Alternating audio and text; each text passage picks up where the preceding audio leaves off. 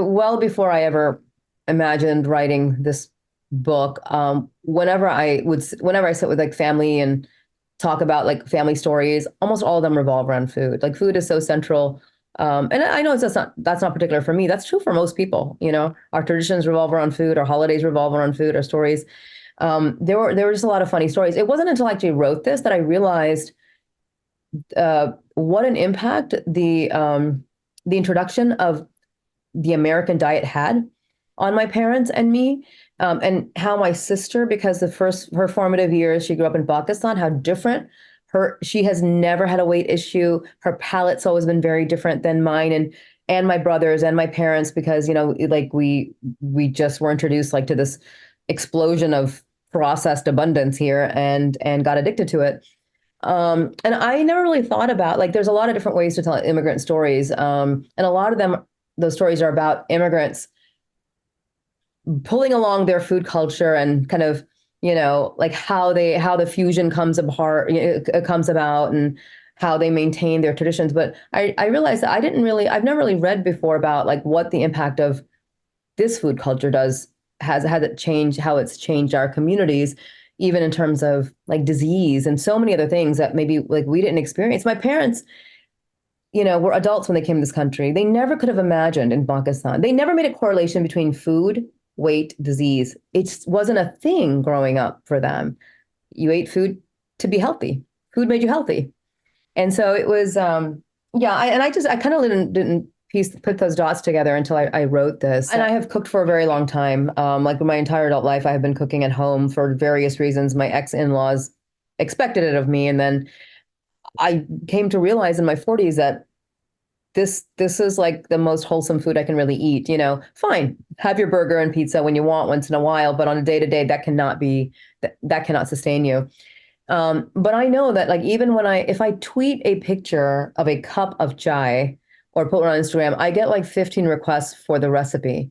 Like if I mention a food that I'm cooking, and again, I cook a lot, so I'll put reels on Instagram and stuff. People are like, "What's the recipe? What's the recipe?" So I told my editor, I said, I can't be talking about all these foods and not have some recipes in there, because my people who follow me, and a lot of people who are my readers are people who have been following me from the other stories.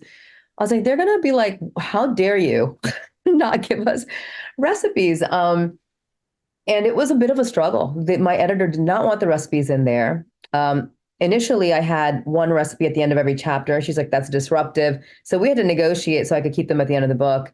I didn't think it was disruptive at all, because the recipes also come with stories about that particular food. And so I was like, it's just kind of non-negotiable. Like I can't do this without writing about how I make this particular food. This is also a conversation that I had at length with the editor, who was very concerned about writing a book about my weight journey in an era when body positivity is really important.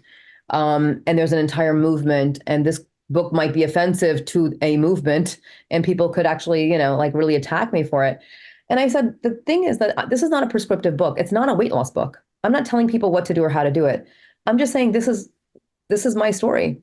You take from it what you want. But the truth is, I would not have been able to write this until and unless I had gotten to a place where, and I say this in the end of the book, where I'm finally friends with my body. I've had to like ask forgiveness for what I put my body through. And I put it through a lot of deprivation, a lot of depravity, a lot, and you know what I mean? And then also forgive myself for not knowing that much of the reasons, not just me and others, struggle with these issues is because we have metabolic diseases that have happened to us because of this industrial food system we live in. And we're just not given good information. Nobody told me to lift a weight until I was like 43. Like, but everything about that makes so much sense. Like I spent years running 5 miles a day, doing the cardio. It was all Jane Fonda. And no, like how could I be that steeped in weight loss culture and not understand that, muscle burns fat, muscle makes you lean, muscle makes your metabolism, revs your but I never got that information. If I didn't, I know others didn't either. So, yeah, where I landed was, I'm at the point where like I stopped dieting years ago. Throughout my life, I was at my heaviest when I was dieting. I eat whatever. Look, I've got a bag of potato chips. This is what I keep on my desk. I munch, I have a few here and there. I don't have Diet Cokes anymore. If I want a Coke, I have a little bit of a Coke. Um, so I'm in a better place I've ever been, and it's only because I finally realized that I was doing it all wrong, and most people are because we're not given good information. It all started with the title because I mean, it wasn't like I was like, that's one of my nicknames. I had a whole variety of nicknames from childhood. One of my cousins, we were having lunch together or eating at some point, and he just looked over and giggled at me and called me Fatty Fatty Boom Boom. And he said it once and I never forgot it. I mean, it was a funny name, but I never forgot it. And, we don't forget these kinds of things for different reasons. I had a bunch of different names that relatives would call me. And, they would actually do it out of affection and love. I know it sounds like that's not possible, but it's true. In our culture, people love chubby kids, you just can't be a chubby adult. Like it's got to stop. Like maybe at 12 or 13, that's it. Like that's your cutoff. But until then, it's cute. So they'll call you all kinds like roly poly, all kinds of cute little names. And that's where it was one of my nicknames.